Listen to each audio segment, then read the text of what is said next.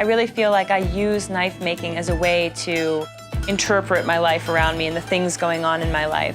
So whatever's happening for me personally, I have this amazing opportunity to come into my studio and be alone and really process it at the same time as being creative and doing something with my hands and putting all of those things into something that I'm making.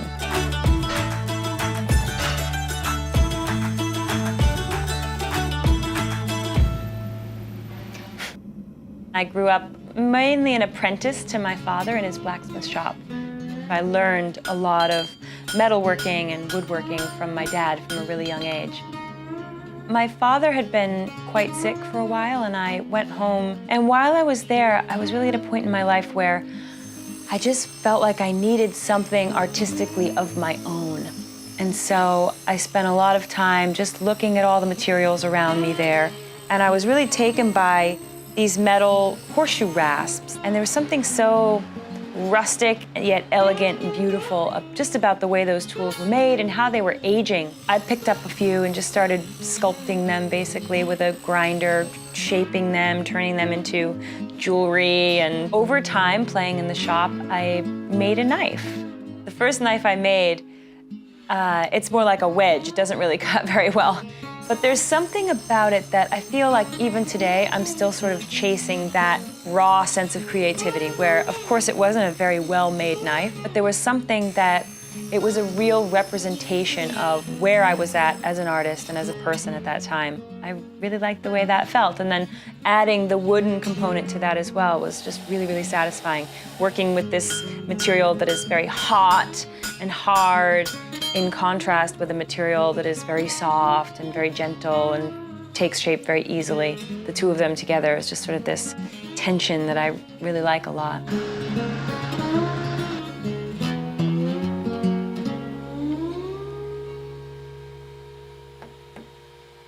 So the materials that I use, I gather from the natural world. So I love to find old, rusty, discarded material that has had a life before and is now, sort of been forgotten until I give it a new function, a new purpose, a new life. And growing up in Vermont, my father had horses that he used to log the land, and he cared for their hooves himself. And so he used these farrier's rasps on their hooves, which is a high carbon steel and has this really beautiful grater imprinted into the steel. And the first time I saw it, I just knew that I wanted to work with that material in some way.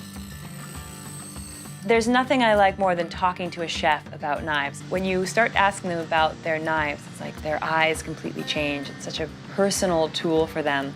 And so I love to see them and hear them talk about where they like to get their knives from, how they like to use their knives, how important their knives are to them in the way that they express themselves.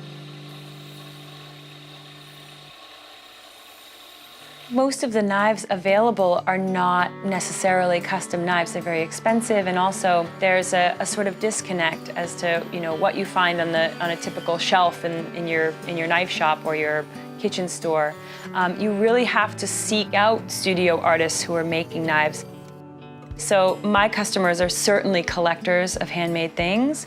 They're certainly people who are interested in a movement, people who are interested in the lifespan of an artist and what artists are doing, at a certain point in their careers. I think it's an interesting conversation about, why aren't there more handmade goods in our marketplace, and how did we get to this point? And there's become more of this trend to actually get in touch with our hands and make things of our own. People ask me often, whether I feel sad about giving away my finished pieces. Well, I feel like they're absolutely never finished. I feel like they're just at the door of birth when I send them off into the mail. They'll go off and have this incredibly, incredibly long life. I can't even imagine where they are today and what kind of experience they're having, if they have any consciousness at all.